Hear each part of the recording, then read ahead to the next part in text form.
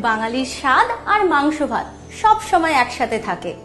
আমার ভিউয়ার্সরা অনেকদিন ধরে একটাই ফরমাইশ করছিল আমার কাছে, একটা পুরনো চিকেনের রেসিপি বানানোর জন্য। তাই আমি আজ নিয়ে এসেছি এই রেয়ার চিকেনের রেসিপি, ফরমাইশি মুরগি। আমি মুর্শিদাবাদ জেলায় যাওয়ার সময় মামা বাড়িতে এই রেসিপিটা খেয়েছিলাম, ওখানে রাঁধুনির হাতে। ওখান থেকেই এই রেসিপিটার ইতিহাসের ব্যাপারে জানতে পারি। এই রেসিপিটা অনেক পুরনো, আন্ধ্রপ্রদেশে কায়স্থ ওয়ারিয়ার্সদের থেকে নেওয়া, যখন তারা যুদ্ধের জন্য মুর্শিদাবাদ এসেছিল। নবাবের ফরমাইশ পূরণ করার জন্য এই ডিশটার নাম ফরমাইশি মুরগি।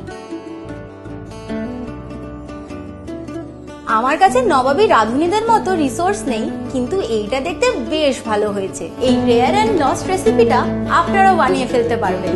রেসিপি আর মেথড দুটোই ক্যাপশনে দেওয়া আছে।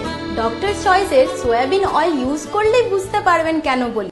স্বাদের উৎসবের একটাই চয়েস, ডক্টরস চয়েস।